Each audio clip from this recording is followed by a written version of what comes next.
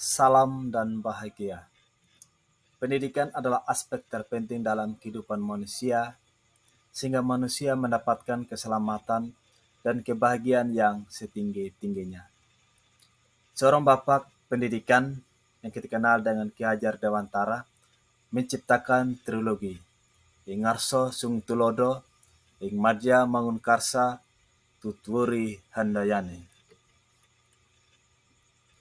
Sebelum itu, perkenalkan nama lengkap saya, Alfonsus Rehi Kalanggalulu, SPD, calon guru penggerak Angkatan 11 dari Semas Katolik Santa Alfonsus Wetabula, Kabupaten Sumba Barat Daya.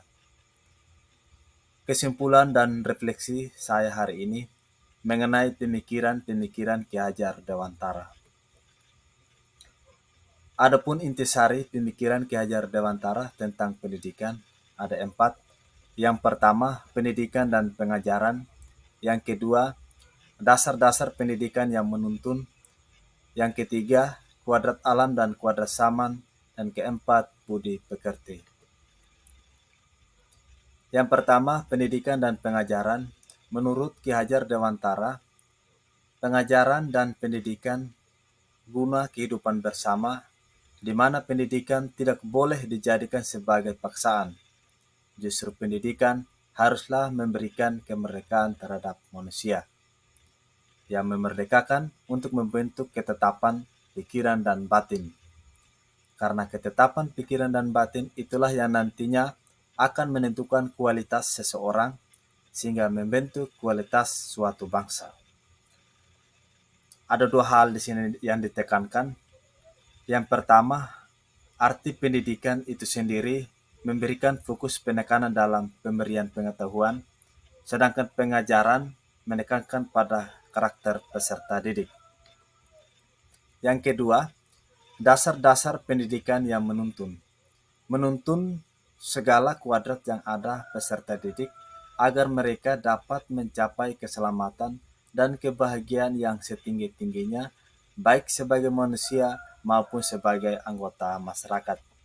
Di sini kita sebagai pendidik, kita harus mampu mengenali peserta didik, baik dari sifat bawaan seperti cipta, rasa, dan karsa, atau bisa dengan cara menggunakan metode Among, menjaga, mendidik, dan membina dengan kasih sayang. Yang ketiga, kuadrat alam dan kuadrat zaman. Menurut Ki Hajar Dewantara, kuadrat alam berkaitan dengan sifat dan bentuk lingkungan di mana anak berada. Kuadrat zaman berkaitan dengan isi dan irama.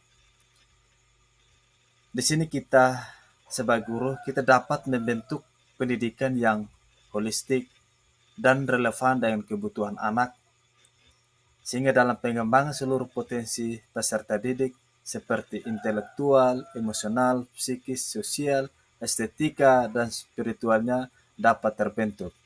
Sehingga dalam berbicara di era yang dijalani anak, sehingga edukasi di masnya menekankan pada kemampuan peserta didik yang memiliki keterampilan sesuai dengan perkembangan zaman.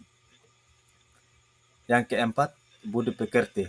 Menurut Bapak Ki Hajar Dewantara, budi pekerti kemampuan kuadrat manusia atau individu yang berhubungan dengan bagian biologis dan berperan dalam menentukan karakter seseorang.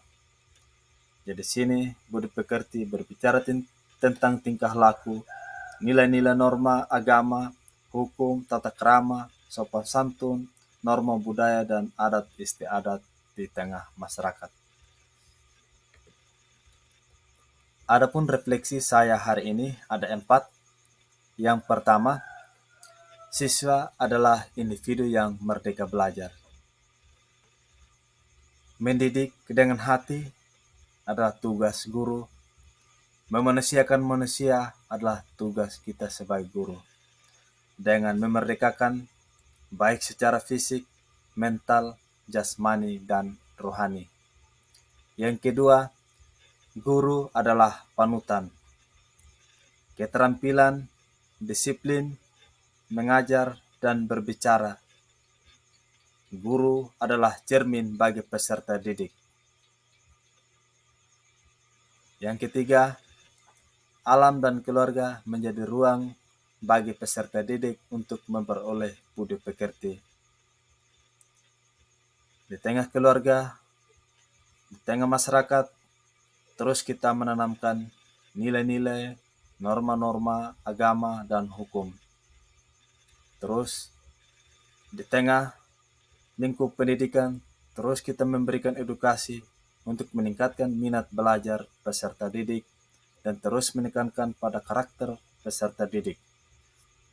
Yang keempat, budaya dan teknologi menjadi fasilitas peserta didik dalam bereksplorasi.